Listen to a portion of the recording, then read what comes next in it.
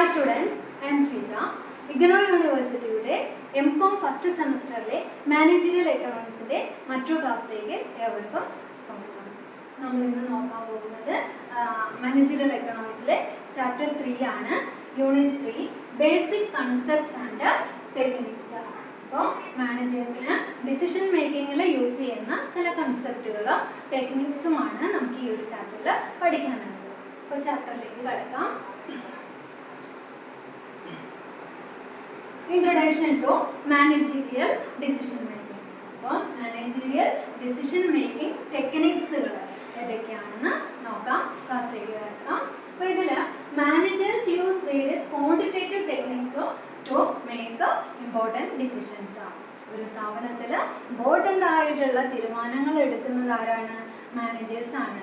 അപ്പോൾ മാനേജേഴ്സിൻ്റെ ചെറുതും വലുതുമായിട്ടുള്ള ഓരോ തീരുമാനങ്ങളും എന്തിനെ അഫക്റ്റ് ചെയ്യുന്നതാണ്? സ്ഥാപനത്തിൻ്റെ വിജയത്തിന് തന്നെ, സക്സസ്സിനെ അല്ലെങ്കിൽ ഫെയിലിയറിലേക്ക് നയിക്കുന്ന ഓരോ തീരുമാനങ്ങളായിരിക്കും. അപ്പോൾ അതുകൊണ്ട് തന്നെ വളരെ കെയർഫുള്ളായിട്ട് മാനേജേഴ്സ് എടുക്കുന്ന ഓരോ തീരുമാനങ്ങളും വളരെ കെയർഫുള്ളായിരിക്കണം. അപ്പോൾ അതിൽ മാനേജേഴ്സിന് എന്താവശ്യമുണ്ട്? ക്വാണ്ടിറ്റേറ്റീവ് ടെക്നിക്സ് ആവശ്യമായിട്ട് വരുന്നുണ്ട്. അപ്പോൾ അങ്ങനെയുള്ള ചില ടെക്നിക്സ്, ക്വാണ്ടിറ്റേറ്റീവ് ടെക്നിക്സുകളെ കുറിച്ചാണ് നമുക്ക് ഇവിടെ നോക്കാനുള്ളത്.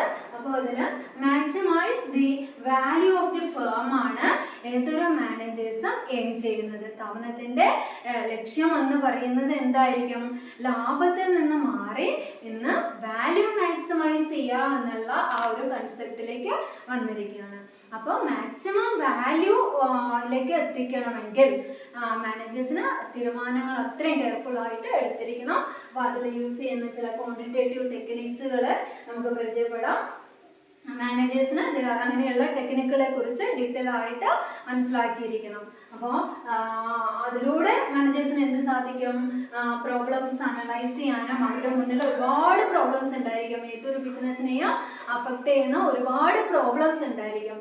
അപ്പോൾ ഓരോ പ്രശ്നങ്ങളെയും മനസ്സിലാക്കാനും അതിനെ അനലൈസ് ചെയ്യാനും, അതുപോലെ തന്നെ അവരുടെ മുന്നിൽ കുറേ ഓപ്ഷൻസ് ഉണ്ടായിരിക്കും. ആ ഓരോ ഓപ്ഷൻസിനെയും ഇവാലുവേറ്റ് ചെയ്യാനും, അതുപോലെ ഒപ്റ്റിമൈസിങ് ദി ഔട്ട്കം, നമ്മളുടെ പരമാവധി ഔട്ട്കം അതിൻ്റെ ആ ഒരു ലെവലിലേക്ക് ഒപ്റ്റിമൈസ് ചെയ്യാൻ, മാക്സിമം പരമാവധി ഒരു ഒപ്റ്റിമൈസ് ചെയ്യുന്ന ആ ഒരു ലെവലിലേക്ക്, ഹയസ്റ്റ് ലെവലിലേക്ക് സ്ഥാപനത്തെ എത്തിക്കുന്നതിന്, ആ ഒരു ലെവലിലേക്ക് കൊണ്ടുവരാനും മാനേജേഴ്സിന് എന്തറിഞ്ഞിരിക്കണം?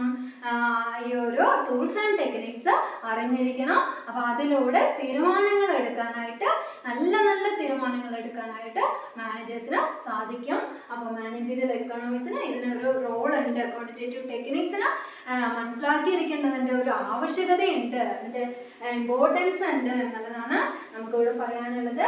അപ്പോൾ എന്തുകൊണ്ടാണ് ഇങ്ങനെ ഒരു ടൂൾസ് ആൻഡ് ടെക്നിക്സിലേക്ക് ഉള്ള ഇതൊക്കെ അറിഞ്ഞിരിക്കണം എന്ന് പറയുന്നത് എന്തുകൊണ്ടാണെന്ന് വെച്ചാൽ, വെറും ഒരു ഗസ് വർക്കുകൾ, നിങ്ങളൊരു ഇൻഡ്യൂഷൻ, അനുമാനങ്ങളെ ബേസ് ചെയ്തുകൊണ്ടല്ല തീരുമാനങ്ങൾ എടുക്കേണ്ടത്. അപ്പോൾ ആ ഒരു ലെവലിലെ ആ ഒരു ഗസ് വർക്കുകൾ മാത്രം കൊണ്ട് ഒരു സ്ഥാപനത്തെ മുന്നോട്ട് നയിക്കുക എന്ന് പറയുന്നത് അത് ശരിയായിട്ടുള്ള ഒരു കാര്യമല്ല.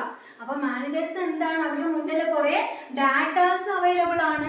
അപ്പോൾ ആ കിട്ടുന്ന ഡാറ്റാസിനെ വെച്ചിട്ട് അതിനെ വിശകലനം ചെയ്തുകൊണ്ട് ഈ ടൂൾസ് ആൻഡ് ടെക്നിക്സ് യൂസ് ചെയ്തുകൊണ്ട് അവർക്ക് ആ ഒരു കറക്റ്റ് ആയിട്ടുള്ള ഡിസിഷനിലേക്ക് എത്തിക്കണം.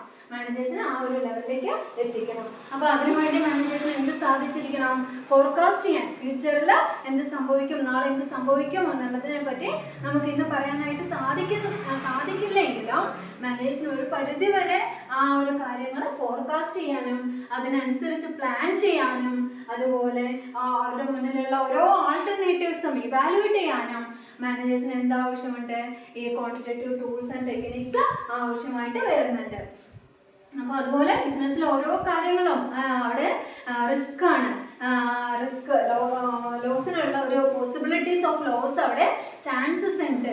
അപ്പോൾ അങ്ങനെയുള്ള റിസ്ക് ആയിട്ടുള്ള കാര്യങ്ങൾ ഏതൊക്കെയാണെന്ന് അസസ് ചെയ്യാൻ, അതുപോലെ തന്നെ അവരുടെ കയ്യിലുള്ള ലിമിറ്റഡ് ആയിട്ടുള്ള റിസോഴ്സസിനെ മാക്സിമം യൂട്ടിലൈസ് ചെയ്യാനും അവർക്ക് ഈ ടെക്നോളജി അല്ലെങ്കിൽ ടെക്നിക്സ് ആവശ്യമായിട്ട് വരുന്നുണ്ട്. അതുപോലെ തന്നെ ബിസിനസ്സിലെ മെയിനായിട്ടുള്ള 4 കാര്യങ്ങൾ എന്തൊക്കെയാണ്? മാനേജ്മെൻറ്റിന് കൺസിഡർ ചെയ്യേണ്ട മെയിനായിട്ടുള്ള 4 കാര്യങ്ങൾ ഏതൊക്കെയാണ്? പ്രൈസിങ്, അതുപോലെ തന്നെ പ്രൊഡക്ഷൻ, പ്രൈസിങ്, അതുപോലെ തന്നെ production, investment and cost management. അപ്പോൾ ഏതൊരു ബിസിനസ്സിലും വളരെ കെയർഫുൾ ആയിട്ട് തീരുമാനമെടുക്കേണ്ട കാര്യങ്ങളാണ് ഇത് പ്രൈസിങ്. അപ്പോൾ ഈ പ്രൈസിലൂടെയാണ് സ്ഥാപനത്തിന് എന്ത് ഉണ്ടാക്കാൻ സാധിക്കുക, പ്രോഫിറ്റ് ഉണ്ടാക്കിയെടുക്കാനായിട്ട് സാധിക്കുക. അതേപോലെ തന്നെ ഒരു കാര്യമാണ് കോസ്റ്റും. കോസ്റ്റ് കുറച്ചാലേ അവർക്ക് എന്ത് കൂട്ടാൻ സാധിക്കുള്ളൂ, പ്രോഫിറ്റ് കൂട്ടാനായിട്ട് സാധിക്കുകയുള്ളൂ.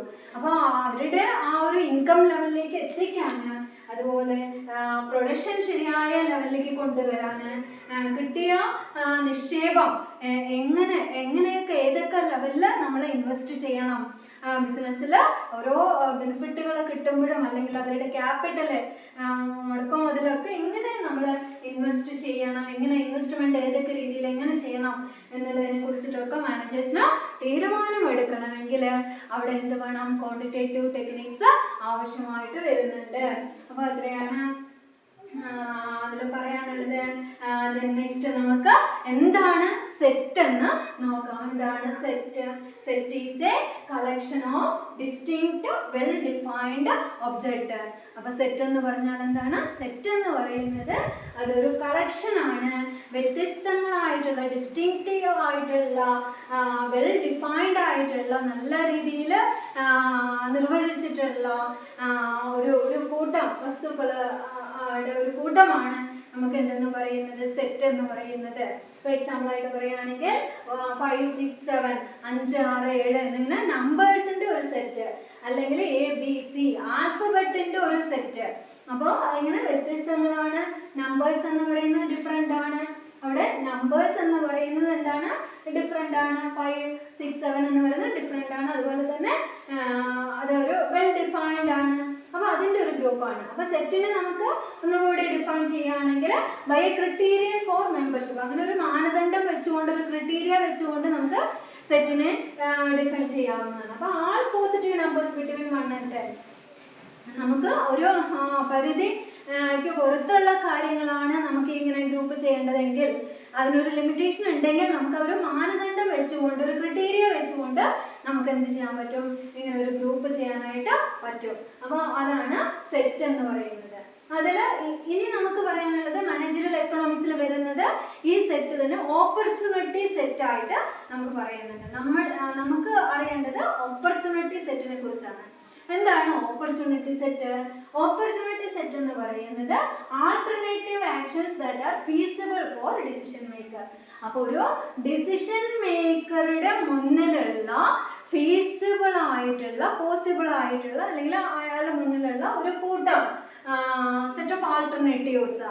അപ്പോൾ എത്രമാത്രം ആൾട്ടർനേറ്റീവ്സ്, എത്രമാത്രം ചോയ്സസ് ഉണ്ട് കൺസ്യൂമറുടെ മുന്നിലുള്ള, അല്ലെങ്കിൽ ഒരു തീരുമാനം എടുക്കുന്ന ആളുടെ മുന്നിലുള്ള ഒരു സെറ്റ് ഓഫ് ആക്ഷൻസ്, ഫിസിബിൾ ആയിട്ടുള്ള, പോസിബിൾ ആയിട്ടുള്ള, അതായത് സാധ്യമായിട്ടുള്ള ആ ഒരു ഗ്രൂപ്പ് ഓഫ് ആക്ഷൻസിന്റെ ഒരു കൂട്ടം. അതാണ് എന്തെന്ന് പറയുന്നത്, ഓപ്പർച്യൂണിറ്റി സെറ്റ് എന്നതുകൊണ്ട് ഉദ്ദേശിക്കുന്നത്. എക്സാമ്പിൾ ആയിട്ട് പറയുകയാണെങ്കിൽ ഒരു കൺസ്യൂമറുടെ മുന്നിൽ അയാൾക്ക് കിട്ടുന്ന ഇൻകം ഓർ സാലറി, ആ സാലറി വെച്ചുകൊണ്ട് അയാൾക്ക് മാർക്കറ്റിൽ പോയിട്ട് എത്രമാത്രം സാധനങ്ങൾ, ഗുഡ്സ് ആൻഡ് സർവീസസ് പർച്ചേസ് ചെയ്യാൻ പറ്റും, ഡിഫറെൻ്റ് ആയിട്ടുള്ള പ്രൈസുള്ള അയാളുടെ ആവശ്യങ്ങൾ നോക്കി, നീഡ്സ് ആൻഡ് വാണ്ട്സ് നോക്കി, പ്രോഡക്റ്റിൻ്റെ പ്രൈസ് നോക്കി, അയാളുടെ കയ്യിലുള്ള സാലറി നോക്കി, ഇതിന് പറ്റുന്ന എത്ര പ്രോഡക്റ്റുകൾ വാങ്ങിക്കാനായിട്ട് സാധിക്കും എന്നുള്ളതിൻ്റെ ഒരു ഗ്രൂപ്പ്, ഒരു സെറ്റ് ഓഫ് ചോയ്സസ്, ആൾട്ടർനേറ്റീവ്സ്, അതാണ് ഇത് ഓപ്പർച്യൂണിറ്റി സെറ്റ് എന്നതുകൊണ്ട് ഉദ്ദേശിക്കുന്നത്. അപ്പോൾ ഓപ്പർച്യൂണിറ്റി സെറ്റ് എന്താണ് കാണിക്കുന്നത്? ഫീസിബിൾ ചോയ്സസ് ആണ്. എന്താണ്? ഫീസിബിൾ ചോയ്സസ്, ഫീസിബിൾ ആയിട്ടുള്ള, സാധ്യമായിട്ടുള്ള, പോസിബിൾ ആയിട്ടുള്ള ചോയ്സസിനെയാണ് കാണിക്കുന്നത്. ദെൻ അതുപോലെ തന്നെ എന്തുമായിട്ട് കണക്റ്റഡ് ആണ്? Income and prices. ആ കൺസ്യൂമറുടെ ഇൻകവും നോക്കണം, അതുപോലെ തന്നെ പ്രോഡക്റ്റിന്റെ പ്രൈസും നോക്കണം. ഇതുമായിട്ട് കണക്റ്റഡ് ആയിട്ടുള്ള ഒരു കാര്യമാണ് ഓപ്പർച്യൂണിറ്റി സെറ്റ് എന്ന് പറയുന്നത്. അതുപോലെ തന്നെ ഇത് വെച്ചിട്ട് ബഡ്ജറ്റ് കൺസ്ട്രെയിൻറ്റ്, ഒരു കൺസ്യൂമർക്ക് അയാളുടെ ബഡ്ജറ്റ് സെറ്റ് ചെയ്യാനായിട്ട് സാധിക്കും. ഒരു മാസം അയാളുടെ ഇൻകം എത്ര, ആ ഇൻകം വെച്ചുകൊണ്ട് അയാൾക്ക് എന്തെന്തൊക്കെ സാധനങ്ങൾ പർച്ചേസ് ചെയ്യാൻ പറ്റും, എന്തൊക്കെ അവോയ്ഡ് ചെയ്യണം, എന്തൊക്കെ ഇൻക്ലൂഡ് ചെയ്യണം എന്നുള്ള കാര്യങ്ങൾ വെച്ച് സെറ്റ് ചെയ്തിട്ട് അയാൾക്ക് ആ ഒരു മാസത്തെ ചെലവ് അല്ലെങ്കിൽ ബഡ്ജറ്റ് അഡ്ജസ്റ്റ് ചെയ്ത് കൊണ്ടുപോകാനായിട്ട് സാധിക്കും. അത് മുൻകൂട്ടി സെറ്റ് ചെയ്ത് കഴിഞ്ഞാൽ അത് കറക്റ്റായി കൊണ്ടുപോകാൻ പറ്റും. അപ്പോൾ കൺസ്യൂമർ ഇക്വിലിബ്രിയത്തിലേക്ക്, കൺസ്യൂമർ സാറ്റിസ്ഫാക്ഷൻ, അപ്പോൾ അങ്ങനെ കറക്റ്റായിട്ട് ആ ബഡ്ജറ്റ് സെറ്റ് ചെയ്ത് പോവുകയാണെങ്കിൽ അവിടെ എന്ത് വരുന്നില്ല, അവിടെ പ്രശ്നങ്ങൾ വരുന്നില്ല. അയാൾ സാറ്റിസ്ഫൈഡ് ആകും, കൺസ്യൂമർ സാറ്റിസ്ഫൈഡ് ആകും. ആ ഏത് ലെവൽ വരയ്ക്ക് പോയാൽ എങ്ങനെ ആ ഇക്വിലിബ്രിയം പോയിന്റിലേക്ക് എത്താം, എങ്ങനെ ആ കൺസ്യൂമർ സാറ്റിസ്ഫാക്ഷനിലേക്ക് എത്താം എന്നുള്ള കാര്യം ഈ ഒരു ഓപ്പർച്യൂണിറ്റി സെറ്റ് വെച്ചുകൊണ്ട് നമുക്ക് കറക്റ്റ് ചെയ്യാനായിട്ട് സാധിക്കാം. അപ്പോൾ അണ്ടർസ്റ്റാൻഡിങ് കൺസ്യൂമർ ഡിസിഷൻ മേക്കിംഗ്, അങ്ങനെ കൺസ്യൂമർക്ക് കറക്റ്റായിട്ടുള്ള തീരുമാനങ്ങൾ എടുക്കാൻ ഈ ഓപ്പർച്യൂണിറ്റി സെറ്റിലൂടെ സാധിക്കും എന്നുള്ളതാണ് പറയാനുള്ളത്. അപ്പോൾ നോക്കുക, ഓപ്പർച്യൂണിറ്റി സെറ്റ് എന്ന് പറയുന്നത് എന്തൊക്കെയാണ്? Set of all possible combination of goods A consumer can purchase with given income. അയാൾക്ക് കിട്ടുന്ന ഇൻകം എത്രയാണോ, അത് 5,000 10,000 അല്ലെങ്കിൽ 50,000 1 lakh എത്രയോ ആവാം, ആ കിട്ടുന്ന ഇൻകം വെച്ചുകൊണ്ട് അയാൾക്ക് ഇതിലെ ഏതൊക്കെ സാധനങ്ങൾ പർച്ചേസ് ചെയ്യാൻ സാധിക്കും. ഇൻകം എന്ന് പറയുന്നത് അയാളുടെ മുന്നിലുള്ള പ്രോഡക്റ്റ് ആൻഡ് സർവീസസ്. അപ്പോൾ കൺസ്യൂമർക്ക് ഇൻകം 100 rupees ആണെങ്കിൽ, കൺസ്യൂമറുടെ ഇൻകം 100 rupees ആണെങ്കിൽ,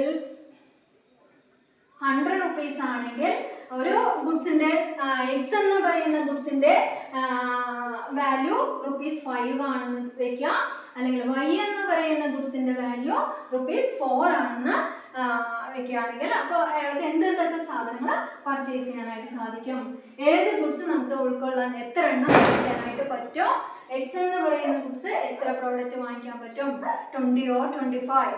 അതുപോലെ വൈ എന്ന് പറയുന്ന ഗുഡ്സ് എത്ര എണ്ണം വാങ്ങിക്കാൻ പറ്റും, അല്ലെങ്കിൽ എക്സ് ഓർ വൈ, ഇതിനെ ബോത്ത് രണ്ട് കാര്യങ്ങളും കൂടി എത്ര പർച്ചേസ് ചെയ്യാനായിട്ട് സാധിക്കും എന്നുള്ളതാണ് നമുക്കിവിടെ ഈ ഒരു ഓപ്പർച്യൂണിറ്റി സെറ്റിലൂടെ നമുക്ക് കണ്ടുപിടിക്കുക. ഇപ്പോൾ വൈ എന്ന് പറയുന്ന ഗുഡ്സ് ആണെങ്കിൽ 25, എക്സ് ആണെങ്കിൽ 20 യൂണിറ്റ്.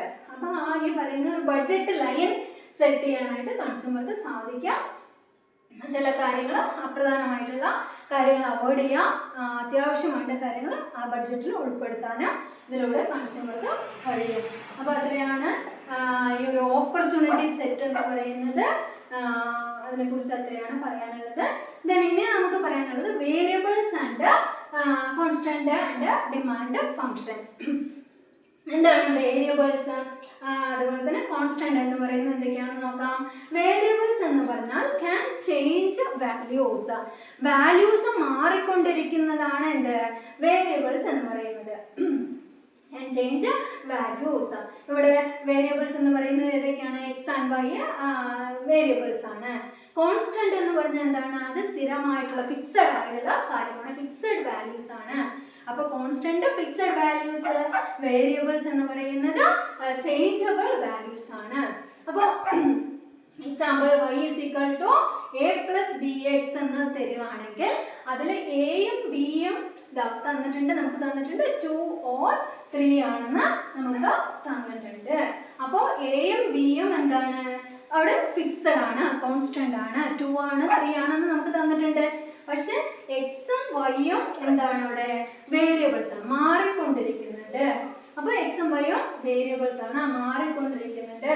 അപ്പോൾ ഇതില് ഈ ചേഞ്ചബിൾ വാല്യൂസ് എക്സ് വൈ എന്താണ്? ചേഞ്ചബിൾ വാല്യൂസ് ആണ്. ആ വേരിയബിൾസിനെ നമുക്ക് എന്തെന്ന് പറയാം? ചില വേരിയബിൾസ് ഇൻഡിപെൻഡന്റ് വേരിയബിൾസ് ആയിരിക്കും, അത് സ്വതന്ത്രമായിട്ട് സെൽഫായിട്ട് സ്വന്തമായിട്ട് നിൽക്കുന്ന ചില വേരിയബിൾസ് ഉണ്ടായിരിക്കും. ചില വേരിയബിൾസ് ഡിപ്പെൻഡൻ്റ് ആണ്, ഒന്നിനെ മറ്റൊന്നിനെ ആശ്രയിച്ചുകൊണ്ട് മാറുന്ന ചില വേരിയബിൾസും ഉണ്ടായിരിക്കും. അപ്പോൾ പ്രൈസിനെ ഡിപ്പെൻഡ് ചെയ്തുകൊണ്ട് ക്വാണ്ടിറ്റി മാറുന്നു. അപ്പോൾ അത് പറയുമ്പോൾ എന്താണ്?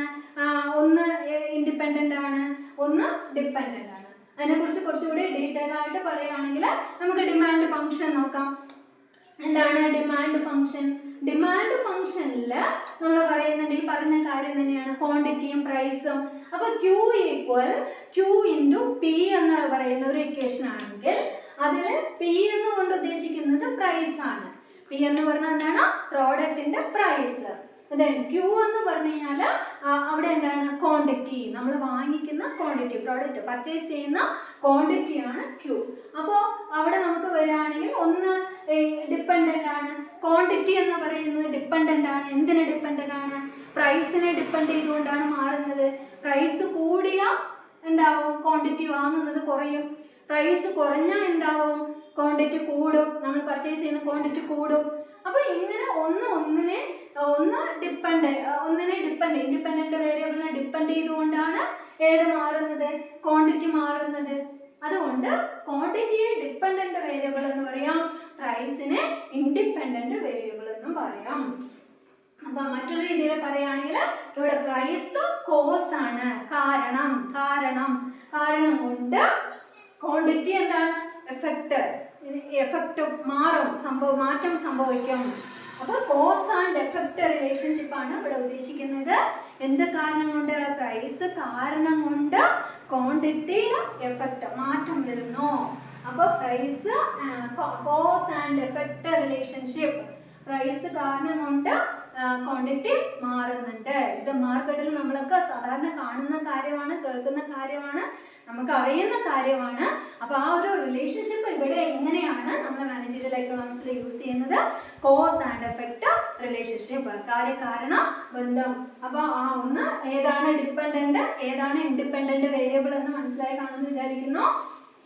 Cos and effect relationship.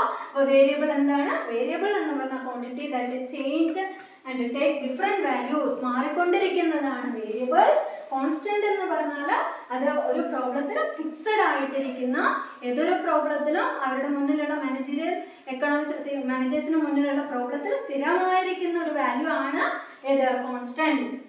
മിക്കവാറും ചില സംഭവങ്ങൾ അങ്ങനെ കോൺസ്റ്റന്റ് ആയിട്ട് ഉണ്ടാവാം, ചില കാര്യങ്ങൾ വേരിയബിൾസ് ആയിട്ട് ഉണ്ടാവാം, ഇതിൽ കോസ് ആൻഡ് എഫക്റ്റ് റിലേഷൻഷിപ്പ് ഉണ്ടാവാം. അപ്പൊ ഇങ്ങനെയുള്ള കാര്യങ്ങൾ മാനേജേഴ്സിന് അറിയാനായിട്ട്, തിരിച്ചറിയാനും മനസ്സിലാക്കാനും ഒക്കെ ആയിട്ട് സാധിച്ചിരിക്കണം.